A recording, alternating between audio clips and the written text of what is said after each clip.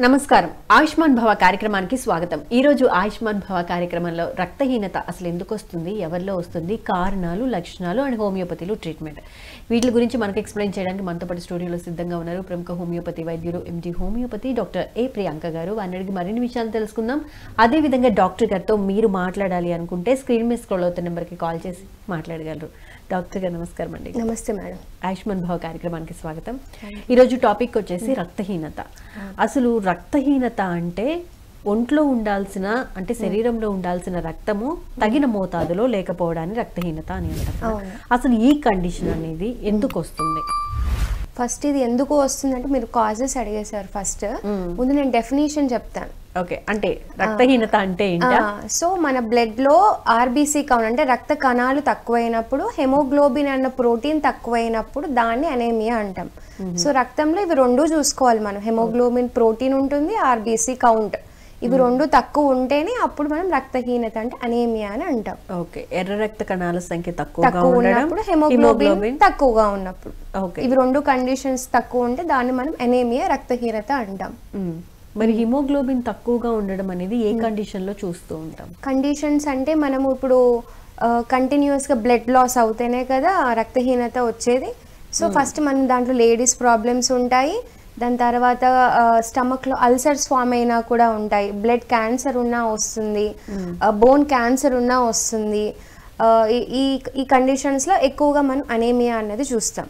So ఇప్పుడు మళ్ళీ లేడీస్ది కనుక అది సెపరేట్ అయిపోతుంది। ఇప్పుడు మనం చెప్పినట్టుగా స్టమక్ అల్సర్స్ లో ఉంటాయి, అల్సర్ ఫామ్ అయింది అనుకోండి, దాని లైనింగ్ కాస్త చిట్లినట్టు అయిపోయి బ్లడ్ అంతా ఊజ్ అవుతూ వస్తుంది। సో అలాంటి కండిషన్స్ లో బ్లడ్ లాస్ అవుతూ ఉంటుంది కదా, అప్పుడు కూడా అనేమియా అన్నది వస్తుంది। పైల్స్ ఉన్న కేసెస్ లో కూడా ఎక్కువ బ్లీడింగ్ అవుతుంది కాబట్టి దాంట్లో కూడా మనం అనేమియా అన్నది చూస్తాం। ఇంకొకటి చిన్నపిల్లల్లో కూడా చూస్తాం। చిన్నపిల్లల్లో వచ్చేసరికి ఇప్పుడు నులి పురుగులు ఉంటాయి కడుపులో వాళ్ళకి అవి ఫామ్ అయిపోయి ఆ పురుగులు ఏం చేస్తాయంటే రక్తాన్ని అంతా పీల్ చేస్తూ ఉంటాయి మెల్లిమెల్లిగా లైనింగ్ లో ఫామ్ అయిపోయి। సో దాని వల్ల కూడా పిల్లల్లో రక్తహీనత అన్నది కూడా చూస్తాం। సో ఇవన్నీ కొన్ని కండిషన్స్ లో వీటిలో మనం ఎక్కువగా చూస్తాం। ఓకే, హిమోగ్లోబిన్ అనేది తక్కువగా ఉంది, మరి ఎర్ర రక్త కణాల సంఖ్య తక్కువగా ఉన్న ఎనీమియా వస్తుందని చెప్పారు కదా। అవును, సో ఆ కండిషన్ ఎప్పుడు చూస్తామండి?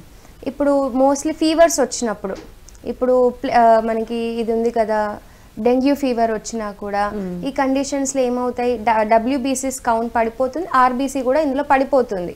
సో ఇది ఎప్పుడు నార్మల్ గా ఉండాలి, 4.5 మిలియన్స్ అనేది ఖచ్చితంగా బాడీలో ఉండాలి, అప్పుడే అది కరెక్ట్ గా ఆక్సిజన్ సప్లై చేసి హెమోగ్లోబిన్ కరెక్ట్ గా రిలీజ్ చేసి అనేమియా రాకుండా ఉంటుంది। ఓకే, ఇప్పుడు రక్తం అనేది సాధారణంగా ఒక మనిషికి అంటే అబ్బాయిలకు కానివ్వండి అమ్మాయిలకు కానివ్వండి అసలు ఎంత పర్సెంటేజ్ ఉండాలి, ఆ రేషియో ఒకసారి ఎక్స్ప్లెయిన్ చేస్తారా? ఇప్పుడు లేడీస్కి వచ్చేసరికి ఆడవారిలో మనకి 14 to 16 grams per లీటర్, ఒక లీటర్ మన బాడీకి ఎంత లీటర్ అవసరం అంటే 4.5 లీటర్స్ ఉంటాయి మన బాడీలో। సో ఒక్క లీటర్కి 14 to 18 grams అవసరం। ఇక మగవారికి వచ్చేసరికి వీళ్ళకి 16 to 18 grams అవసరం। సో యూజువల్గా లేడీస్ 12 నుంచి కూడా తీసుకోవాలి, 12 to 18, మగవారిలో వచ్చేసరికి 13 to 18, ఇవి నార్మల్ వాల్యూస్। వీటికన్నా తక్కువగా ఉంది అంటే మనం అనేమియా రక్తహీనత ఉంది వీరిలో అని మనం కన్సిడర్ చేయాలి। ఓకే, బాహ్య లక్షణాలు ఏ విధంగా కనిపిస్తాయండి రక్తహీనత ఉన్న వాళ్ళకి? రక్తహీనత ఉంటే మనకి ఫస్ట్ పెయిల్నెస్ తెలుస్తుంది, అంటే పాలిపోయినట్టుగా కనిపించడం, డ్రైగా ఉండడము, నోట్లో పూతలు రావడం, కొందరికి బ్లడ్ తక్కువ అయిపోతుంది కదా, మళ్ళీ ఇంకా లిప్స్ కార్నర్ లో పగిలిపోవడము, కాళ్ళ దగ్గర వాపులు రావడం, బ్లడ్ చాలా తగ్గిపోయింది 4-5 వచ్చేసిన వాళ్ళకి ఇప్పుడు ఈ కాళ్ళ దగ్గర ఉంటాయి కదా అక్కడ వాపులు రావడము, ఇమ్యూనిటీ అన్నది పడిపోయినట్టుగా అనిపించడము, వాళ్ళకి వెంటనే ఇన్ఫెక్షన్స్ అన్నవి ఈజీగా రావడము, వాళ్ళకి స్టామినా తగ్గిపోతుంది, అంటే చిన్న చిన్న పనులు చేయడానికి కూడా వాళ్ళకి ఓపికగా ఉండదు, హెయిర్ ఫాల్ రావడము, గోర్లన్నీ విరిగిపోయినట్టుగా ఉండడము, ఇవన్నీ చూస్తాం మనం, ఇవన్నీ అనేమియా లక్షణాలుగా తీసుకోవచ్చు। ఓకే, ఇప్పుడు పెదవు అంచులను చిట్లడం కానివ్వండి, కాళ్ళ వాపు కానివ్వండి, లేకపోతే మీ డ్రైనెస్ అన్నారు, ఇవన్నీ మామూలుగా జనరల్ గా చూసుకుంటే శీతాకాలంలో వచ్చే సిమ్టమ్స్ గా కూడా చూసుకోవచ్చు కదా। అవును, కానీ ఎనీమియా వల్ల ఇవే వస్తున్నాయని ఎలా ఐడెంటిఫై చేయొచ్చు అంటారు? సీజన్ బట్టి కాకుండా సీజన్ బట్టి కాకుండా వాళ్ళకి వీక్నెస్ అన్నది ఫస్ట్ తెలుస్తుంది కదా. సో ఇలా ఇవే సిమ్టమ్స్ వింటర్లో కాకుండా ఇంకా వేరే సీజన్స్లో కూడా కంటిన్యూ అవుతున్నాయి, ఇలాగే 3 to 4 months అలాగే ఉంది అంటే బ్లడ్ టెస్ట్ అన్నది ఒకసారి ఖచ్చితంగా చెయ్యాలి. సో వాళ్ళకి ఆ హెమోగ్లోబిన్ ఆర్బీసీ కౌంట్ తక్కువగా ఉంది అంటే అప్పుడు వాళ్ళకి ట్రీట్మెంట్ అనేది ఖచ్చితంగా స్టార్ట్ చేయాలి. ఓకే, మరి ఇప్పుడు చిన్నపిల్లల్లో రక్తహీనత అనేది ఏ విధంగా చూడాలంటారు? సో వాళ్ళ ఎదుగుదల మీద ఎటువంటి ఇంపాక్ట్ క్రియేట్ చేస్తుంది? సో ఇప్పుడు ఆటోమేటిక్గా వాళ్ళకి బ్లడ్ తక్కువ ఉందనుకోండి, వాళ్ళు ఏకాగ్రతగా చదవలేకపోతారు, కాన్సన్ట్రేషన్ తగ్గిపోతుంది, సరిగ్గా దేని మీద వాళ్ళు ఆలోచించలేకపోతారు, ఫ్రీక్వెంట్ గా ఇన్ఫెక్షన్స్ రావడం, వాళ్ళ ఇమ్యూన్ సిస్టమ్ తొందరగా డౌన్ అయిపోవడము, ఫ్రీక్వెంట్ గా కోల్డ్ కాఫ్ రావడం కూడా ఈ బ్లడ్ తక్కువ ఉంటే, తొందరగా ఇమ్యూన్ సిస్టమ్ తక్కువ ఉంటే అటాక్ అయిపోతాయి కదా ఇన్ఫెక్షన్స్ కానీ ఫీవర్స్ కానీ. సో వీళ్ళలో పిల్లలు ఎక్కువగా ఇవి వస్తూ ఉంటాయి. సో ఎప్పుడు వీళ్ళకి ఎనీమియా అనేది నార్మల్గా ఉండేటట్టు వాళ్ళు తినే ఫుడ్లో ఐరన్ కంటెంట్ ఎక్కువగా ఉండేటట్టు మనం చూడాలి ఖచ్చితంగా. ఓకే, అటువంటి ఫుడ్ ఏదైనా సజెస్ట్ చేస్తారా? పిల్లల్లో వచ్చేసరికి వీళ్ళకి వాళ్ళు ఏది ఇచ్చినా తొందరగా తీసుకోరు కదా. సో వాళ్ళు ఈజీగా తినేదైతే మనకి ఫుడ్లో ఖచ్చితంగా ఫ్రూట్స్లో అయితే మనం ఖచ్చితంగా తీసుకోవాలి. ఆకుకూరలు వచ్చేసరికి మనకి తోటకూరలో ఎక్కువగా ఉంటుంది. మళ్ళీ మన కాలీఫ్లవర్ ఎప్పుడు ఫ్లవర్ తినేస్తాం కానీ కింద కాడ తీసుకోము. సో కాడలో ఎక్కువగా 40 milligrams ఎక్కువగా కాలీఫ్లవర్ కాడలో ఎక్కువగా ఉంటుంది. బీట్రూట్లో ఎక్కువగా ఉంటుంది. డ్రై ఫ్రూట్స్ వచ్చేసరికి ఖర్జూరంలో ఎక్కువగా ఉంటుంది, వాల్నట్స్లో ఉంటుంది. ఇంకా మనకి ఉసిరికాయలో కూడా 10 to 15 grams వరకు మనకి ఐరన్ అన్నది ఎక్కువగా ఉంటుంది. ఆకుకూరలు మనం చెప్పినట్టు అవిసె గింజల్లో దాంట్లో ఐరన్ కంటెంట్ ఎక్కువగా ఉంటుంది. సో ఈ ఫుడ్లో మళ్ళీ మనకి ఇంకా వేరేవి నట్స్ తీసుకున్నా కూడా పంప్కిన్ నట్స్లో ఎక్కువగా ఉంటుంది. పుచ్చకాయలు గింజల్లో ఉంటుంది, పుచ్చకాయలో కూడా ఎక్కువగా ఐరన్ కంటెంట్ ఎక్కువగా ఉంటుంది. ఇంకా మనం రైస్లో ఎక్కువగా మనం వైట్ రైస్ తీసుకున్నట్టయితే అందులో ఐరన్ తక్కువగా ఉంటుంది. ఎక్కువైనా తక్కువ పాలిష్ రైస్ తీసుకోవడం వల్ల దాంట్లో B12 అన్నది ఎక్కువగా ఉంటుంది. సో B12 ఎక్కువగా ఉండడం వల్ల ఏమవుతుందంటే ఐరన్ ఎక్కువ సింథసిస్ అవ్వడానికి హెల్ప్ చేస్తుంది. సో ఎప్పుడైనా ఐరన్ కరెక్ట్గా ఉండాలి అంటే 3 components చూసుకోవాలి.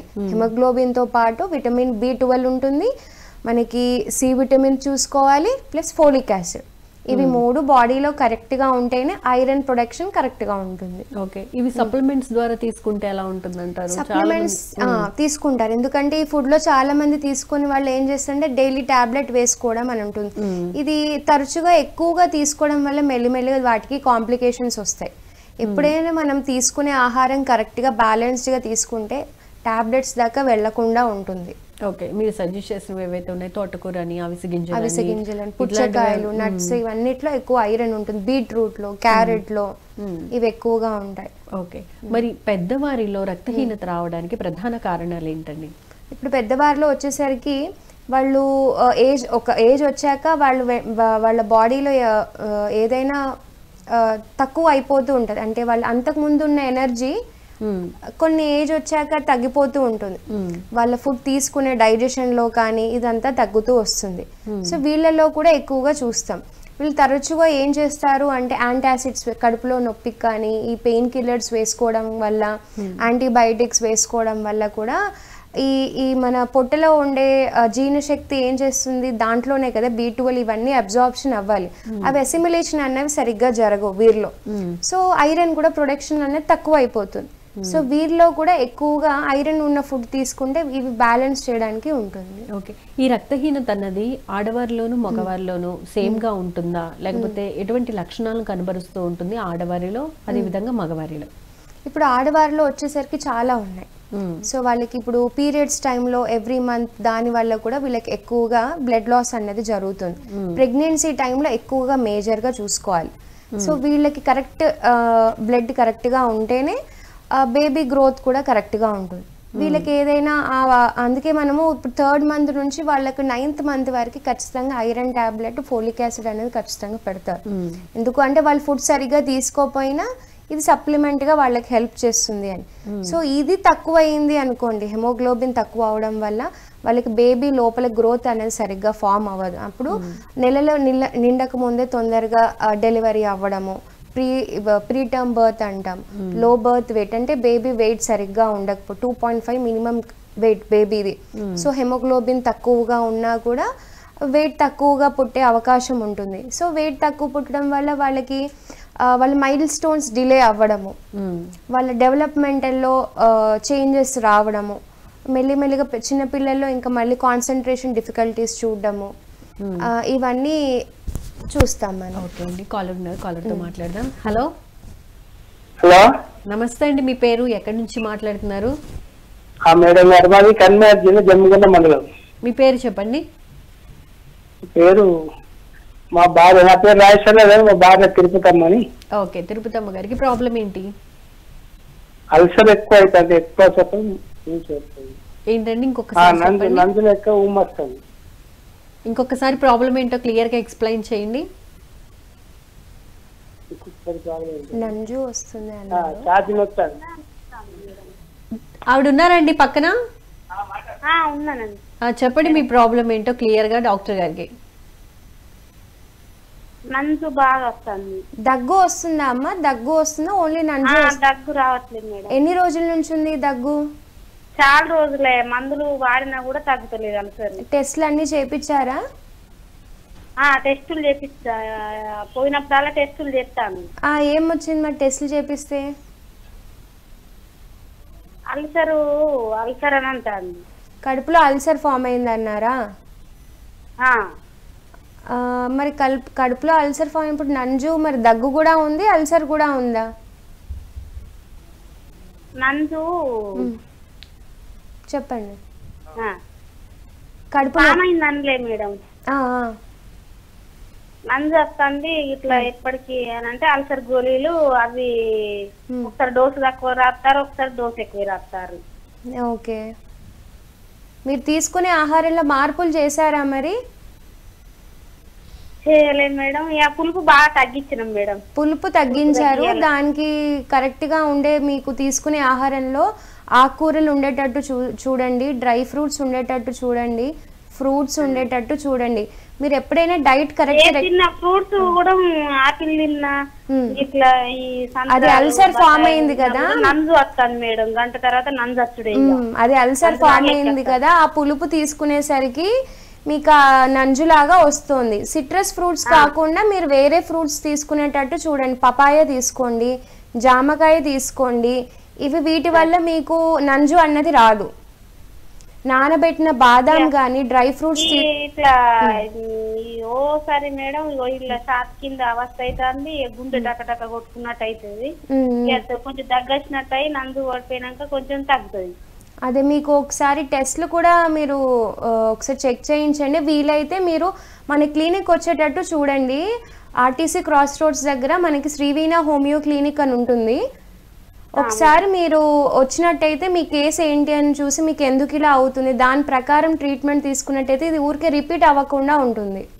డాక్టర్ గారి నెంబర్ డిస్ప్లే చేస్తున్నామండి, ఒకసారి నోట్ చేసుకుని అపాయింట్మెంట్ తీసుకుని ఒకసారి డాక్టర్ గారిని కన్సల్ట్ అయితే మీకు క్లియర్ ఇన్ఫర్మేషన్ ఇస్తే కనుక బెటర్ ట్రీట్మెంట్ ఇవ్వడానికి పాసిబిలిటీ ఉంటుంది. ఇప్పుడు టైం చాలా తక్కువ ఉంది కాబట్టి మీరు సరిగ్గా ఎక్స్ప్లెయిన్ కూడా చేయలేకపోతున్నారు.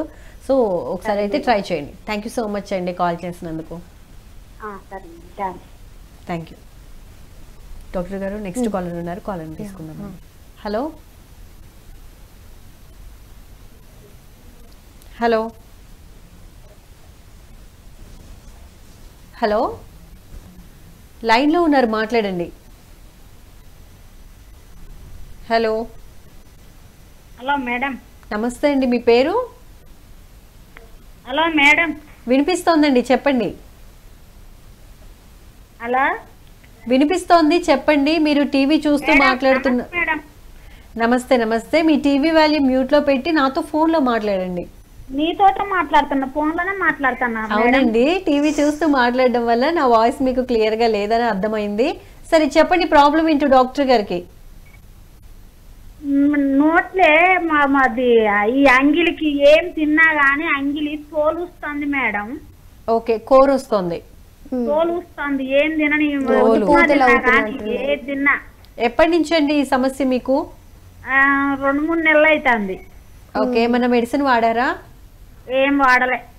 ఓకే. నేను వాడను, మెడిటేషన్ చేయవచ్చి వాడొద్దని ఏ టాబ్లెట్లు వాడతలేను. ఓకే. ఇప్పుడు ప్రస్తుతానికి నోటి పూత ఉంది అంగిలి వైపు. పూతేం లేదు మేడం, మంట మండు ఇట్లా తోలు వస్తుంది. వేడి ఛాయ్ తాగితే ఎట్లా ఖాళీ తోలు వస్తుందో ఓకే అట్లా తోలు వస్తుంది. ఓకే అండి. డాక్టర్ గారు ఎప్పటి నుంచి ఉందమ్మా ఇది? ఇట్లా చిన్నగా ఒకప్పుడు 4 ఏళ్ల కింద ఇట్లా వస్తే టాబ్లెట్లు హోమియోపతి మేడం టాబ్లెట్లు రాస్తే తగ్గింది. ఓకే. మళ్ళా ఇప్పుడు మళ్ళా అట్నే వస్తుంది మేడం. నెల రోజులు. ఎక్కడ ఉంటారు మీరు? మీరు ఎక్కడుంటారు? మాది చెన్నూరు, పాలకుర్తి దగ్గర. చెన్నూరా? దీనికి మళ్ళీ మీరు హోమియోపతిక్ ట్రీట్మెంట్ కంటిన్యూ చేస్తే బెటర్గా ఉంటుంది. అంతవరకు మీరు డైట్ రిస్ట్రిక్షన్స్ ఏమైనా ఉంటే అవి చూడండి. ఎక్కువగా ఘాటు ఉన్నవి తీసుకోకండి. వాటర్ ఎక్కువగా ఉండేటట్టు తీసుకోండి. కొబ్బరి నీళ్ళు తీసుకోండి, మజ్జిగ తీసుకోండి. ఎందుకంటే నోట్లో మీకు వేడి, బాడీలో వేడిగా ఉన్నా కూడా అవి నాలిక మీద అలా కనిపించవచ్చు, నోటి చుట్టూ అలా అవుతూ ఉంటాయి. ముందు డైట్లో ఏమైనా చేంజెస్ ఉంటే అవి చేసుకొని, అప్పటికీ రెక్టిఫై అవ్వట్లేదు అంటే ఒకసారి మళ్ళీ క్లినిక్ వచ్చి ఒకసారి చూయించుకొని దాని ప్రకారం మెడిసిన్స్ వాడితే మీకు మళ్ళీ రిపీట్ కాకుండా ఉంటుంది. డాక్టర్ గారు, ఈ ఎనీమియాకి సంబంధించి ఉన్న లక్షణాల్లో మీరు హెయిర్ లాస్ కూడా చెప్పారు కదా. హెయిర్ లాస్కి రక్తహీనతకి ఏంటండి సంబంధం? ఇప్పుడు బ్లడ్ తక్కువ అయిపోయింది కదా. సో బ్లడ్ తక్కువైంది అంటే మనకి ఆక్సిజన్లో వెళ్ళేది, మన బ్లడ్లో వెళ్ళేది ఆక్సిజన్ సప్లై చేసేది బ్లడ్డే కదా. సో ఆటోమేటిక్గా ఈ దీనికి దానికి ఏంటంటే ఆ సప్లై అనేది తక్కువ అయినప్పుడు బాడీలో స్కిన్కి కానీ హెయిర్లో కానీ హెమోగ్లోబిన్ తక్కువ, ఆ ప్రోటీన్ అనేది తక్కువ అయిపోయింది కదా. ఆ ప్రోటీనే కదా మనదంతా బాడీని, స్కిన్ని కానీ హెయిర్ని కానీ బ్యాలెన్స్గా ఉంచేది, హెమోగ్లోబిన్ ప్రోటీన్. సో ఇది కరెక్ట్గా ఉంటేనే హెయిర్ని అది కరెక్ట్గా ఉండేలా చేస్తుంది. సో ఇది ఒక్కటే అనీమియా ఒక్కటే కాజ్ అని చెప్పలేము. వేరే కాజెస్ తో పాటు ఇది కూడా ఉంటే ఎక్కువ hair one of the reason అది. సో ఇప్పుడు మన లేడీస్ వచ్చేసరికి చూసి పీసీఓడీస్ ఉన్నాయి, థైరాయిడ్ ఉంది. వీటికి ఆటోమేటిక్ గా హెయిర్ ఫాల్ అన్నది హార్మోనల్ ఇంబ్యాలెన్స్ వల్ల ఖచ్చితంగా అవుతుంది. సో దీనికి తోడు మనకి అనీమియా అయిందనుకో ఎక్కువగా హెయిర్ ఫాల్ అన్నది చూస్తాం. మరి ఆడవాళ్ళలో చాలా లక్షణాలు కనిపిస్తాయి అన్నారు కదా, దానికి సంబంధించి ఫుల్ డీటెయిల్స్ చెప్తారా? ఇప్పుడు అదే మనం చెప్పినట్టు ప్రెగ్నెన్సీ కండిషన్లో ఖచ్చితంగా ఇదైతే హెమోగ్లోబిన్ నార్మల్గా ఉండాలి. ఇంకా మనం టీనేజెస్లో చూస్తే ఇప్పుడు 12 to 20 years ఈ టీనేజ్ కండిషన్లో కూడా ఎనీమియా ఎక్కువగా చూస్తున్నాం ఈ మధ్య. ఎందుకు అంటే వీళ్ళు బయట ఎక్కువగా తినే ఫుడ్ అలవాటు పడుతున్నారు, ఫాస్ట్ ఫుడ్, జంక్ ఫుడ్ తీసుకుంటున్నారు. సో వీటి వల్ల ఏమవుతుంది, మెటబాలిక్ సిస్టమ్ అనేది కాస్త డిస్టర్బెన్స్ అవుతుంది. మళ్ళీ మనం చెప్పుకున్నట్టుగా ఇప్పుడు బ్లడ్ కరెక్ట్ గా సింథసిస్ అవ్వడానికి B12 అన్నది అవసరం, ఫోలిక్ యాసిడ్ అవసరం, విటమిన్ సి అన్నది అవసరం. సో వీళ్ళు బయట తినేసరికి ఇవేవి పోషకాలు సరిగ్గా అందవు. సో బ్లడ్ కూడా మనకి ఐరన్ ప్రొడక్షన్ అవ్వడానికి ఇది కూడా సింథసిస్ అవ్వదు. సో ఈ టీనేజర్స్ లో కూడా మనం ఎక్కువగా చూస్తున్నాం. మళ్ళీ లేడీస్ లో వచ్చేసరికి ఇప్పుడు పీసీఓడి కండిషన్స్ చెప్పుకున్నాం, థైరాయిడ్ కండిషన్స్ చెప్పుకున్నాం, ఇంకోటి మెనోపాజల్ కండిషన్స్. వీళ్ళలో ఎందుకు హార్మోనల్ డిస్టర్బెన్సెస్ అనేది ఒకటి ఉంటుంది. మళ్ళీ ఎక్కువగా కొందరికి పీసీఓడి కండిషన్స్లో ఏమవుద్ది అంటే మెనోరేజియా, అంటే వాళ్ళకి ఎవ్రీ మంత్ డేట్ సరిగ్గా రాకపోవడం వల్ల వచ్చినప్పుడు 10 to 15 days, కొందరికి 1 month బ్లీడింగ్ అలాగే కంటిన్యూ అవ్వడం వల్ల హెవీగా బ్లడ్ లాస్ అన్నది అవుతుంది.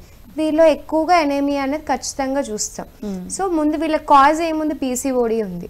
సో వీటిని రెక్టిఫై చేసుకుని అనీమియాని కరెక్ట్ చేసుకుంటే వీళ్ళకి సిమ్టమ్స్ అనేవి నార్మల్ చేసేసి మళ్ళీ బ్లడ్ని కరెక్ట్గా ప్రొడక్షన్ అయ్యేటట్టు వీళ్ళకి మెడికేషన్స్ అనేది ఖచ్చితంగా ఇవ్వాలి. కొన్ని కండిషన్స్లో చూస్తే డాక్టర్ గారు, ఇప్పుడు అధిక బరువు ఉన్న వాళ్ళకి కూడా ఎనీమియా వచ్చే ప్రమాదం అధికంగా ఉంటుంది కదా. అవునవును. సో దాని గురించి చెప్పండి. సో వాళ్ళు ఖచ్చితంగా ఎనీమియా నుండి బయటపడాలి అంటే ఖచ్చితంగా వెయిట్ లాస్ అవ్వాల్సిందే. సో మీరు చెప్పినట్టుగా వెయిట్ లాస్ ఎక్కువగా ఉండే వాళ్ళల్లో కార్బోహైడ్రేట్స్ కాస్త తక్కువ చేసి ప్రోటీన్స్, ఫైబర్ అన్నది ఎక్కువ చేయాలి. ఈ ప్రోటీన్ ఫైబర్ లోనే మనకి B12 అన్నది, ఫోలిక్ యాసిడ్ అన్నది ఉంటుంది. సో కార్బోహైడ్రేట్స్ తక్కువ చేసాం కాబట్టి ఆటోమేటిక్ గా గ్లూకోజ్ కానీ ఏదైతే ఉందో తక్కువగా రిలీజ్ చేస్తుంది. ఫైబర్, ప్రోటీన్ మన బాడీని సింథసిస్ చేయడానికి ఉపయోగపడుతుంది. సో వీళ్ళకి వెయిట్ తగ్గుతుంది, ఆటోమేటిక్గా మనకి హెమోగ్లోబిన్ ఎంత అవసరమో అది ప్రొడక్షన్ కరెక్ట్గా ఉంటుంది. సో ఎప్పుడైనా కార్బోహైడ్రేట్స్ని తక్కువ చేసి ప్రోటీన్, ఫైబర్ ఎక్కువ చేసేస్తే హెమోగ్లోబిన్ ప్రొడక్షన్ కరెక్ట్గా ఉంటుంది. వీళ్ళ బ్లడ్ కూడా కరెక్ట్గా ఉంటుంది, వెయిట్ కూడా తక్కువగా తొందరగా తక్కువ అయిపోవడానికి ఉంటుంది. ఓకే, ఇప్పుడు ప్రెగ్నెన్సీ విషయానికి వస్తే ఆల్రెడీ రక్తహీనతతో ఆ సమస్యతో సఫర్ అవుతున్నారు. ఇన్ కేస్ ప్రెగ్నెన్సీ వచ్చింది అనుకోండి, ఎటువంటి జాగ్రత్తలు తీసుకోవాలి వాళ్ళు, ముఖ్యంగా ఎటువంటి ఫుడ్ తీసుకోవాలి? ఇప్పుడు ప్రెగ్నెన్సీ కండిషన్లో అయితే ఖచ్చితంగా వీళ్ళకి ఎక్కువ బ్లడ్ అన్నది అవసరం, ఎందుకంటే బేబీకి అవసరము, తన బాడీకి అవసరం. సో ఎక్కువ 40% ఎక్కువ బ్లడ్ సింథసిస్ చేయాలి బాడీ అన్నది. సో కాబట్టి వీళ్ళకి ఎక్కువగా వీళ్ళు తీసుకునే ఆహారంలో ఖచ్చితంగా డైలీ ఒక ఆకుకూర ఖచ్చితంగా ఉండాలి, 2 ఫ్రూట్స్ ఖచ్చితంగా తీసుకోవాలి. మనం ఇందాక చెప్పుకున్నట్టు డ్రై ఫ్రూట్స్లో ఎక్కువ ఖర్జూరం ఎక్కువగా ఉంటుంది, 40 mg ఉంటుంది. 4 డేట్స్లో నానబెట్టి తీసుకున్నా పర్వాలేదు, వెట్ డేట్స్ అయినా తీసుకోవచ్చు. లేదు అలా తీసుకోలేము అంటే కూడా బీట్రూట్, క్యారెట్, టొమాటో ఇవి 3 కలిపి జ్యూస్ చేసుకొని, ఇందులో ఇప్పుడు సీజన్ ఉంది కాబట్టి ఉసిరికాయ అందులో కలిపి యాడ్ చేసుకొని జ్యూస్ తాగినట్టయితే ఇది ఇమ్యూనిటీ సిస్టమ్ని స్ట్రాంగ్ చేస్తుంది. బ్లడ్ సెల్స్ ఇప్పుడు మనం చెప్పుకుంటే రక్త కణాలను ఎక్కువగా ప్రొడక్షన్ చేసేలాగా ఉంటుంది. సో ఈ ఫుడ్లో కూడా వీళ్ళు చేంజెస్ చేసుకోవాలి ఖచ్చితంగా. సో మళ్ళీ ఈ బ్లడ్ తక్కువ అవడం వల్ల వీళ్ళకి అరికాల్లో వాపులు వస్తాయి. ప్రెగ్నెన్సీ కండిషన్లో వీళ్ళకి అరికాల్లో వాపులు వస్తాయి, ఎందుకు అంటే బ్లడ్ తక్కువ అవుతుంది అని. సో ఎందుకు మనకి ఆ బ్లడ్ ప్రొడక్షన్ అనేది బేబీకి అందాలి కాబట్టి వాళ్ళకి అది సరిపోక కాళ్ళ దగ్గర వాపు రావడం జరుగుతుంది, నీరు కూడా రావడం జరుగుతుంది. ఎందుకంటే ఆ ప్రెషర్ అన్నది పడుతుంది కదా, వెయిట్ ఉండడం వల్ల ఆ బ్లడ్ అనేది కిందికి సప్లై అవ్వదు. సో మెల్లిమెల్లిగా తక్కువ అయిపోయి కూడా కాళ్ళ దగ్గర వాపులు వస్తాయి ఈ ప్రెగ్నెన్సీ డేస్లో. వీళ్ళు ఎక్కువగా ఖచ్చితంగా ఐరన్, కాల్షియం, ఫోలిక్ యాసిడ్ ఇది ఎక్కువగా ఉండే ఫుడ్ ఎక్కువగా తీసుకోవాలి. మనం చెప్పుకున్నట్టు ఇప్పుడు అవిసె గింజల చెప్పాము, బీట్రూట్ చెప్పాము, కాలీఫ్లవర్ కాడలు ఇందులో ఎక్కువగా ఉంటుంది. మనం ఉట్టి ఫ్లవర్ తింటాం కానీ కాడ అసలు తీసుకోము, అందులో ఎక్కువగా ఉంటుంది. మళ్ళీ తౌడు అంటాం కదా మనము, పాలిష్డ్ రైస్ కాకుండా అన్పాలిష్డ్ రైస్లో వీళ్ళకి ఎక్కువగా ఉంటుంది. ఆ బ్రాండ్ రైస్ ఉంటుంది కదా మీద, దాంట్లో ఎక్కువగా ఐరన్ ఉంటుంది, అది ఎక్కువగా కన్సంప్షన్ చేయడము. ఇందులో ఎక్కువ ఐరన్ ఉంటుంది. బెండకాయలో ఎక్కువ ఉంటుంది, ఉసిరికాయలో ఉంటుంది, పాలకూరలో, తోటకూరలో, టొమాటోస్లో వీటిలో ఎక్కువగా ఉంటుంది. డ్రై ఫ్రూట్స్, నట్స్లో, పంప్కిన్ సీడ్స్లో, పుచ్చకాయలో వీటిలో ఎక్కువగా ఉంటుంది. సో వీళ్ళ డైట్లో ఎక్కువగా ఐరన్ కన్సంప్షన్ ఉంటే తర్వాత కాంప్లికేషన్స్ అనేవి ప్రీటర్మ్ లేబర్స్ కానీ ఇలాంటివి కాకుండా జాగ్రత్త పడవచ్చు. ఓకే, సరే. మరి ఆఫ్టర్ డెలివరీ కొంతమందికి బాగా నీరసం కానివ్వండి, లేకపోతే ఇటు బ్లడ్ లాస్ అయ్యి చాలా నీరసం అయిపోయి మళ్ళీ బ్లడ్ ఎక్కించే సిచ్యువేషన్ కూడా వస్తుంది కొంతమందిలో. మరి వాళ్ళు ఎటువంటి జాగ్రత్తలు తీసుకోవాలి? మరి వాళ్ళు ఏ పడితే అవి ఆఫ్టర్ డెలివరీ తిన్నారు కాబట్టి వాళ్ళు తీసుకునే ఫుడ్ విషయంలో ఎటువంటి జాగ్రత్తలు తీసుకోవాలి? వీళ్ళు తీసుకునే దాంట్లో ఫస్ట్ మనం ఇందాక చెప్పినట్టు ఇదే ఫుడ్ అయితే ఖచ్చితంగా చూడాలి, ఆకుకూరలు ఖచ్చితంగా తీసుకోవాలి, వాళ్ళు తినే ఫుడ్లో పాలు ఖచ్చితంగా చూడాలి, డ్రై ఫ్రూట్స్ అనేవి ఖచ్చితంగా తీసుకోవాలి. మనం బయట ఆయిలీ ఫుడ్ ఇవన్నీ వాటిని తగ్గించేసి ఏదైతే ఎక్కువ ఫైబర్, ప్రోటీన్ ఫుడ్ వాళ్ళకి ఎక్కువ కన్సంప్షన్లో ఉంటే వీళ్ళకి ఆఫ్టర్ డెలివరీ ఇవి ఖచ్చితంగా వాళ్ళకి మిల్క్ ప్రొడక్షన్ కరెక్ట్గా ఉంటుంది, వాళ్ళు మళ్ళీ బాడీ స్టామినా రీగెయిన్ చేయడానికి కూడా ఖచ్చితంగా ఉంటుంది. వాళ్ళు ఇంకొకటి ఫ్రీక్వెంట్ ప్రెగ్నెన్సీస్ కూడా రాకుండా చూసుకోవాలి. ఫ్రీక్వెంట్ ప్రెగ్నెన్సీస్ రావడం వల్ల కూడా వాళ్ళ బ్లడ్ ప్రొడక్షన్ అనేది తొందరగా జరగదు, వీళ్ళు ఇంకా వీక్ అయ్యే అవకాశం ఉంటుంది. వాటికి తగిన జాగ్రత్తలు తీసుకుంటూ ఎక్కువగా ఉండే బ్లడ్ ఉండే అంటే ఐరన్ ఎక్కువగా ఉండే ఫుడ్ ఖచ్చితంగా తీసుకుంటూ వీళ్ళకి పోస్ట్ డెలివరీ కూడా వీళ్ళకి ఖచ్చితంగా ఐరన్ టాబ్లెట్స్ ఖచ్చితంగా ఇస్తారు, అవి ఖచ్చితంగా యూజ్ చేయాలి. వాటితో పాటు మన హోమియో మెడిసిన్స్లో కూడా ఫెర్రమ్ ఫాస్ అని మెడిసిన్ ఉంటుంది. సో వీళ్ళకి చిన్న డోస్లో 3x 6x డోసెస్లో టాబ్లెట్స్ ఉంటాయి. ఎంతైనా అలోపతి మెడిసిన్స్ ఏంటి సింథటిక్ కోట్ వేసి ఉంటుంది, మనకి హోమియోలో ఏంటి అంటే ఐరన్ టాబ్లెట్స్ న్యాచురల్గా ఉంటాయి. సో ప్రొడక్షన్ కూడా కరెక్ట్గా ఉంటుంది, హైజీనిక్గా ఉంటాయి. సో ఈ మెడిసిన్స్ తీసుకోవడం వల్ల వాటిని రీప్లేస్ చేయడం వల్ల ఎలాంటి సైడ్ ఎఫెక్ట్స్ రాకుండా, యాంటాసిడ్స్ వాడకుండా, అసిడిటీ రాకుండా ఇలాంటివి మంచి మెడిసిన్స్ హోమియోలో ఉన్నాయి. ఇప్పుడు డాక్టర్ గారు, ఇప్పుడు ఆడపిల్లల విషయానికి వస్తే అంటే మెన్సెస్ టైంలో కానివ్వండి, లేకపోతే సైక్లింగ్ విషయంలో కానివ్వండి, ఒక్కొక్కరికి మంత్లో 2 times కూడా మెన్సెస్ అనేది వస్తూ ఉంటుంది, డేట్ అనేది వస్తూ ఉంటుంది కదా. సో అటువంటి కండిషన్లో ఎక్కువ రక్తహీనతకు గురవుతూ ఉంటారు కదా, వాళ్ళు అసలు డాక్టర్ని ఎప్పుడు సంప్రదించాలి, ఏ విధంగా సంప్రదించాలి, ఎంత కాలం మెడిసిన్ వాడాలి? ఇప్పుడు వాళ్ళకి ఫ్రీక్వెంట్గా అంటే మీరు చెప్పిన కండిషన్ అయితే మెటరేజియా అంటారు. అంటే పీరియడ్ మళ్ళీ రావడం. సో 15 daysకి ఒకసారి రావడం. సో ఇది ఎందుకు వస్తుంది అనేది ముందు మనం డయాగ్నోస్ చేసుకోవాలి. సో వీళ్ళకి ఏం ఇష్యూ, హార్మోనల్ ఇంబ్యాలెన్స్ వల్ల ఉందా, థైరాయిడ్ ఇష్యూ ఉందా, లేదు అంటే ఫైబ్రాయిడ్స్ ఏమైనా ఫామ్ అయ్యాయా, సిస్ట్లు ఏమైనా ఫామ్ అయ్యా, ముందు డయాగ్నోసిస్ కరెక్ట్గా చేసుకోవాలి ఎందువల్ల వస్తుంది అని. ఆ డయాగ్నోస్ చేసుకొని దాని ప్రకారం మనం ట్రీట్మెంట్ ఇస్తే కరెక్ట్గా ఉంటుంది. ఫైబ్రాయిడ్స్ ఫామ్ అయ్యాయి వాళ్ళకి ఊరికే బ్లీడింగ్ అవ్వడం జరుగుతుంది. ఎందుకంటే ఫైబ్రాయిడ్స్ ఉన్నాయి కాబట్టి ఆ సైజ్ పెరిగిన కొద్దీ కూడా బ్లీడింగ్ ఇలాంటి ఇష్యూస్ వస్తాయి. పీసీఓడి ఇష్యూస్లో కూడా ఇంటర్మెన్స్ట్రియల్ బ్లీడింగ్ అంటారు. అంటే పీరియడ్కి ఫ్రీక్వెంట్గా రావడం, స్పాటింగ్స్ జరగడం, ఇవన్నీ ఉంటాయి.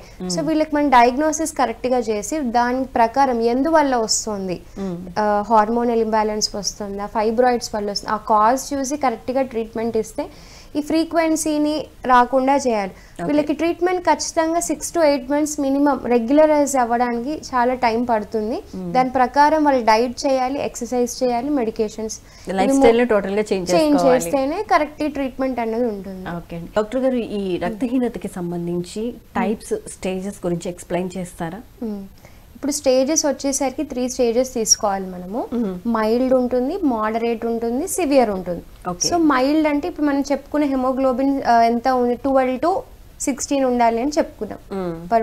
ఒక బాడీలో అంత బ్లడ్ అవసరం. సో 12 కన్నా తక్కువగా ఉందంటే మైల్డ్, ఇప్పుడే స్టార్ట్ అయ్యింది వీళ్ళకి అనేమియా కండిషన్ అని. మోడరేట్ అంటే బిలో 9 ఉంటుంది. ఇంకా వీళ్ళకి కొంచెం సివియర్గా, కొంచెం ఇప్పుడిప్పుడే స్టార్ట్ అయిపోయింది. బిలో 9 అంటే కొంచెం జాగ్రత్త ఖచ్చితంగా తీసుకోవాలి, ఫుడ్లో చేంజెస్ చేయాలి, ఇవన్నీ చేయాలి. ఇంకా బిలో 7 ఉంది అంటే ఫస్ట్ డైట్ మీద పెట్టి చూస్తారు. ఖచ్చితంగా డైట్తో కరెక్షన్ అవుతుంది అంటే ఓకే. ఇంకా అవ్వట్లేదు అంటే వాళ్ళకి ఖచ్చితంగా బ్లడ్ ట్రాన్స్ఫ్యూషన్ ఖచ్చితంగా ఎక్కించాల్సిందని చెప్తారు. ఇవి 3 stagesగా తీసుకోవాలి. టైప్స్ అనేసరికి ఒక 4 to 5 టైప్స్ ఉన్నాయి. ఐరన్ డెఫిషియన్సీ అనేమియా ఒకటి ఉంటుంది, ఇంకోటి ఏప్లాస్టిక్ అనేమియా ఉంటుంది, సిడరోబ్లాస్టిక్ అనేమియా ఉంటుంది, హీమోలైటిక్ అనేమియా ఉంటుంది. ఇవి కొన్ని టైప్స్ ఉంటాయి. సో ఐరన్ డెఫిషియన్సీ అంటే మనం చెప్పుకున్న హెమోగ్లోబిన్ తక్కువ అయినప్పుడు. సిడరోబ్లాస్టిక్ అనేమియా ఉన్నప్పుడు అబ్నార్మల్గా ఆర్బీసీ సెల్స్ ఫామ్, అంటే రౌండ్గా ఉండే సెల్స్ దాని షేప్ అవుట్ అయిపోయి ఇర్రెగ్యులర్గా ఉంటే సరిగ్గా ప్రొడక్షన్ ఉండదు కదా, అలాంటి కండిషన్. ఇంకోటి హీమోలైటిక్ అనేమియా అంటే ఆ సెల్ కరెక్ట్గా ఫామ్ అవుతుంది కానీ ఫామ్ అవ్వగానే బ్రేక్ అయిపోతుంది. సో బ్లడ్ ప్రొడక్షన్ ఉండదు. ఏప్లాస్టిక్ అనేమియా అంటే అసలు ఆర్బీసీ సెల్స్ ఫామ్ అవ్వవు. ఈ కండిషన్స్లో మనకి అనేమియా అన్నది చూస్తాం. అంటే ఆర్బీసీ షేప్ ఎప్పుడు కరెక్ట్ గా ఉంటేనే హెమోగ్లోబిన్ ప్రోటీన్ కరెక్ట్ గా సింథసిస్ అవుతుంది. ఇవి షేప్ కరెక్ట్ గా ఉండాలి అంటే మన ఫుడ్ కరెక్ట్ గా తీసుకోవడం వల్ల. కొందరికి జెనెటిక్ గా కూడా వస్తుంది. జెనెటిక్ గా వచ్చేది మనం తెలసీమియా అంటాం. చాలా మందికి చూస్తాం తెలసీమియా వచ్చింది అని. వాళ్ళకి ఎప్పటికీ ఇంకా ఎవ్రీ 2 months కి ఒకసారి బ్లడ్ ట్రాన్స్ఫ్యూజన్ చేయాలి. ఇంకా వాళ్ళకి ప్రొడక్షన్ అవ్వదు, వచ్చినా కూడా బ్రేక్ అవ్వడం ఇలాంటివి ఉంటాయి. సో వీళ్ళకి ఫ్రీక్వెంట్ వీటికి ట్రీట్మెంట్ కూడా లేదు. ఇంకా తలసీమియా అనేమియాకి ఫుడ్ తో ఏమి సంబంధం ఉండదు, ఇది జెనెటిక్ గా వచ్చింది చాలా వరకు. సో వీళ్ళకి ఖచ్చితంగా ఫ్రీక్వెంట్ గా బ్లడ్ ట్రాన్స్ఫ్యూజన్ అనేది క్లియర్ చేస్తూ ఎక్కించడం అనేది. ఈ తలసేమియా కండిషన్ లో హోమియోపతిలో ట్రీట్మెంట్ అనేది ఎలా ఉంటుంది? చాలా తక్కువ. అంటే వాటి వల్ల వచ్చే సిమ్టమ్స్, ఇప్పుడు అనేమియా వచ్చిందంటే వీళ్ళకి వచ్చిన సిమ్టమ్స్ ఉంటాయి కదా. సో వీక్నెస్ రావడం కానీ, అలసట రావడం కానీ, హార్ట్ పాల్పిటేషన్స్ రావడం కానీ, చెమటలు రావడం కానీ, మనం చెప్పుకున్నట్టు వాపులు రావడం, ఈ సిమ్టమ్స్ ని మనం కవర్ చేయడం. అంటే బ్లడ్ ట్రాన్స్ఫ్యూజన్ చేసినా కూడా వీళ్ళకి సిమ్టమ్స్ తొందరగా కవర్ అవ్వవు కదా. ఆ సిమ్టమ్స్ ని మనం రికవర్ చేయడానికి ఉంటుంది. వాళ్ళకి చక్కగా ఆకలి అయ్యేటట్టుగా, ఇన్ఫెక్షన్స్ తొందరగా రాకుండా చూడడానికి, మంచి హెల్దీ ఇమ్యూనిటీ ఫామ్ అవ్వడానికి ఈ పరంగా చూసుకుంటే హోమియోపతి మెడిసిన్స్ బాగా పనిచేస్తాయి. కానీ సెల్ ప్రొడక్షన్ లేదు అన్నప్పుడు వీటికి ఖచ్చితంగా ట్రాన్స్ఫ్యూజన్ అనేది ఉంటుంది దీనికి. మరి ఇప్పుడు ఆడవాళ్ళలో కండిషన్స్ చెప్పారు, మరి మగవాళ్ళలో ఎటువంటి లక్షణాలు కనిపిస్తాయండి రక్తహీనత వస్తే? వీళ్ళకి కూడా మనం చెప్పాలంటే ఫ్యాటిక్, అదే నీరసంగా ఉండడం. ఇంకోటి వీళ్ళకి లో స్పర్మ్ కౌంట్ కూడా మనం చూస్తాం వాళ్ళకి. తర్వాత వాళ్ళకి ఫర్టిలిటీ ఇష్యూస్ వచ్చే అవకాశం ఉంటుంది. సో వీళ్ళలో కూడా ఇది మెయిన్గా, ఇది చాలా మందికి తెలియదు. సో హెమోగ్లోబిన్ కరెక్ట్గా ఉంటే ఇది కరెక్ట్గా ఉంటుంది. సో ఎసిడిటీ ఫామ్ అవ్వడము, బ్లోటింగ్ రావడము, హెడ్ ఏక్స్ రావడము, కంటిన్యూగా వీళ్ళు ఐటీ ఉన్న వాళ్ళు కూడా కంటిన్యూగా చూడడం వల్ల కూడా వీళ్ళు కంటిన్యూగా కూర్చొని సిస్టమ్స్ వాళ్ళు కూర్చొని వాళ్ళకి డైజెషన్ ప్రాపర్గా సరిగ్గా ఉండకపోవడం వల్ల వీళ్ళకి బ్లడ్ ప్రొడక్షన్లో ఇంబ్యాలెన్స్ రావడం కూడా ఆ మగవారిలో కూడా ఇవన్నీ ఈ మధ్య కాలం ఎక్కువగా చూస్తున్నాం. సో ఆ మగవారితో కంపేర్ చేస్తే ఆడవారిలో ఎక్కువగా రక్తహీనత. రైట్. కొంతమందిలో చూస్తే డాక్టర్ గారు ఎక్కువ వక్కపొడి వేసుకుంటూ ఉంటారు, కొంతమంది తమలపాకులు ఎక్కువ తింటూ ఉంటారు. సో ఈ ఇద్దరికి చూస్తే కనుక రక్తహీనత అనేది ఎక్కువగా జరుగుతూ ఉంటుంది. ఎందుకలా? ఎందుకు అంటే వీళ్ళు డైరెక్ట్ గా ఒక రా అది తింటున్నారు, టంగ్ మీద ఖచ్చితంగా వేసి దాన్ని నవ్వులేస్తున్నారు కదా, అది ప్రొడ్యూస్ చేసే కొన్ని పంజెంట్ అంటే స్టిమ్యులెంట్స్ కదా, అవి స్టిమ్యులెంట్స్ ఏం చేస్తాయి స్టమక్ లో వెళ్తాయి. సో ఒక టైప్ ఆఫ్ యాసిడ్స్ కానీ అది ఖచ్చితంగా రిలీజ్ చేస్తుంది. ఈ యాసిడ్స్ రిలీజ్ చేస్తున్నాయి అంటే మనం ఇందాక చెప్పుకున్నట్టు ఫోలిక్ యాసిడ్ కానీ B12 కానీ సి విటమిన్ కానీ ఇవన్నీ ప్రొడక్షన్ సరిగ్గా ఉండదు కదా, ఇదంతా మెల్లిమెల్లిగా అసిడిటీ ఎక్కువ అయిపోతుంది. సో ఇది ప్రొడక్షన్ ఉండదు. ఇవి మూడు కరెక్ట్గా ఉంటేనే మళ్ళీ ఐరన్ సింథసిస్ ఉంటుంది. సో ఇది వీళ్ళకి అసిడిటీ ఫామ్ అయ్యి ఫోలిక్ యాసిడ్ కానీ విటమిన్ సి కానీ ఇవి తక్కువ అయిపోతాయి వీళ్ళకి. ఇంకా ప్రొడక్షన్ ఇక్కడ స్టమక్ నుంచే కదా అసిమిలేషన్ అవ్వాలి, అక్కడ వీళ్ళకి అసిడిటీ ఫామ్ అయితే ఇవి ప్రొడక్షన్ అవ్వదు. సో వీళ్ళలో ఎక్కువగా అనేమియా అన్నది కూడా మనం ఖచ్చితంగా చూస్తాం. ఓకే. ఇప్పుడు 3 స్టేజెస్ గురించి చెప్పారు కదా డాక్టర్ గారు. ఇప్పుడు మనం ఏ స్టేజ్లో ఉన్నామని ఎలా ఐడెంటిఫై చేసుకోవచ్చు సెల్ఫ్గా చూసుకోవాలి అనుకుంటే? సెల్ఫ్గా చూసుకోవాలి అనుకుంటే మనం ఫింగర్స్ ప్రెస్ చేసుకొని చూసుకోవాలి. మన తమ్మ ఫింగర్ ఇది ఇలా ఉంది, మనం రెడ్గా ఉంది, ఓకే వీళ్ళకి సఫిషియెంట్ బ్లడ్ ఉంది, మనం సెల్ఫ్ చెక్లో ఇది చూసుకుంటే. మనము కళ్ళు ప్యాలర్ కింద ఇది ఉంటుంది కదా, ఇది ఇలా ఎగ్జామినేషన్ మన ఐని కింద అనుకొని చూస్తే కూడా రెడ్నెస్ కరెక్ట్గా ఉందా లేదా అది కూడా చూడొచ్చు. పేల్గా ఉంది అంటే మనం వెళ్తే మనం ఫస్ట్ ఇక్కడ చెక్ చేస్తారు. సో కింద బ్లడ్ సప్లై ఆ నర్వ్స్ కరెక్ట్గా బ్లడ్ వెజల్స్ కరెక్ట్గా ఉన్నాయి అది కూడా చూస్తారు. అవి మనం సెల్ఫ్గా చెక్ చేసుకోవచ్చు. అది కూడా లేదు అంటే అది ఓకే, ఇంకేమైనా డౌట్ ఉందంటే మనం ఖచ్చితంగా బ్లడ్ టెస్ట్ ద్వారా వెళ్ళాలి. సిబిపి ఉంటుంది, కంప్లీట్ బ్లడ్ పిక్చర్, అందులో అన్నీ వచ్చేస్తుంది. హెమోగ్లోబిన్ ఎంత ఉంది, రక్త కణాలు ఎన్ని ఉన్నాయి, వైట్ WBC ఎంత ఉంది, న్యూట్రోఫిల్స్ కానీ ప్లేట్లెట్స్ కానీ కౌంట్స్ ఎంత ఉంది, ఎంత పర్సెంటేజ్ ఉంది, ఐరన్ ఎంత ఉంది, ఇవన్నీ అందులో వచ్చేస్తాయి. అది ఒక టెస్ట్ చేపిస్తే అన్నీ కరెక్ట్గా ఉందా లేదా, తర్వాత నెక్స్ట్ ఏం చేయాలి, ట్రీట్మెంట్ ఎలా చేయాలి, నెక్స్ట్ ఏమైనా ఇన్వెస్టిగేషన్స్ అవసరమా, ఆ టెస్ట్ నుంచి మనకి ఫర్దర్గా చూసుకోవచ్చు అనమాట. ఓకే. ఇప్పుడు రక్తహీనత కండిషన్ తీసుకుంటే డాక్టర్ గారు ఒక్కొక్కసారి కళ్ళు తిరిగి పడిపోవడం అలాంటివి జరుగుతూ ఉంటాయి కదా. సో ఆ కండిషన్లో అంటే కళ్ళు తిరిగి పడిపోవడం అనేది నీరసం వల్ల కావచ్చు, లేకపోతే బీపీలో అప్ అండ్ డౌన్స్ వల్ల కావచ్చు, షుగర్ లెవెల్స్ కూడా అప్ అండ్ డౌన్ వల్ల కూడా కావచ్చు. సో పర్టికులర్ గా ఈ రక్తహీనత వల్లే వీళ్ళు ఈ ప్రాబ్లమ్ తో సఫర్ అవుతున్నారని మనం ఎలా ఐడెంటిఫై చేసుకోవాలంటారు? అంటే వాళ్ళు స్కిన్ పేల్ గా ఉందనుకోండి, చాలా పొడిబారినట్టుగా ఉండి పేల్ డ్రైగా ఉంది, పేల్ స్కిన్ అంటారు కదా, తెల్లగా అయిపోవడం స్కిన్, వాళ్ళకి మనం సస్పెక్ట్ చేయాలి వీళ్ళకి అనేమియా ఉండొచ్చు అని. ఇప్పుడు మీరు చెప్పినట్టు బీపీ లో అయిపోయింది అనుకోండి, దాని ఫుడ్ రెస్ట్రిక్షన్లో, ఇవన్నీ ఫుడ్ రెస్ట్రిక్షన్ డైట్ని కరెక్ట్ చేస్తేనే రెక్టిఫై అయ్యేవి. కాకపోతే ఈ ముందు ఇది కూడా ఏమంటారు రెక్టిఫై చేసుకున్నా అవ్వట్లేదు అంటే బ్లడ్ టెస్ట్ నుంచి ఐరన్ కరెక్ట్గా ఉందా లేదు అది బ్యాలెన్స్ చేసుకుంటే సరిపోతుంది. ఓకే. మనం ఎప్పటికప్పుడు అంటే ఎన్ని మంత్స్కి ఒకసారి బ్లడ్ టెస్ట్? మనకి సిమ్టమ్స్ ఊరికే ఫ్రీక్వెంట్గా అలసట రావడము, నీరసంగా ఉండడము, ఇలా ఈ సిమ్టమ్స్ ఫ్రీక్వెంట్గా ఉంటేనే మనం బ్లడ్ టెస్ట్కి వెళ్ళాలి. మనకి ఇవన్నీ బాగానే ఉన్నాయంటే అవసరం లేదు. ఓకే. అసలు నాకు రక్తహీనత వద్దు, ఏ ఏజ్లో అయినా వద్దు అనుకుంటే ఏం చేయాలి అంటారు? ఎటువంటి ముందు జాగ్రత్త చర్యలు తీసుకోవాలి? మనం చెప్పినట్టు ఫుడ్ కరెక్ట్గా తీసుకోవాలి. మనం చెప్పినట్టు ఇప్పుడు మనం చెప్పుకున్న టిప్స్ కానీ ఫుడ్లో అన్నీ ఉన్నాయి కదా, బీట్రూట్ తీసుకోవడం, క్యారెట్ కానీ, టొమాటోస్ కానీ, ఆకుకూరలు కానీ, డ్రై ఫ్రూట్స్, ఇవి కరెక్ట్గా తీసుకుంటే మన బాడీ ఫంక్షన్ కూడా కరెక్ట్గా ఉంటుంది. ఇవి తక్కువ తీసుకున్నప్పుడు ఆటోమేటిక్గా సిమ్టమ్స్ కూడా మనకి బయటకు వస్తాయి. సో వాటి బట్టి మనము బ్యాలెన్స్ చేసుకోవాలి. ఎప్పుడైనా ఫుడ్ కరెక్ట్గా, ఎక్సర్సైజ్ ఇవన్నీ కరెక్ట్గా ఉంటే బాడీ ఫంక్షనింగ్ కరెక్ట్గా ఉంటుంది. Right. Thank you so much doctor గారి ఎనిమియా గురించి అండ్ మా కాలర్స్ అడిగిన ప్రశ్నలకు కూడా చాలా చక్కటి సమాధానాలు వివరించినందుకు ధన్యవాదాలండి. Thank you so much. చూసారు కదండి, ఇది ఇవాళ ఆయుష్మాన్ భవ కార్యక్రమ విశేషాలు. మరో ఎపిసోడ్లో మళ్ళీ కలుసుకుందాం. అంతవరకు చూస్తూనే ఉండండి PMC. నమస్కారం.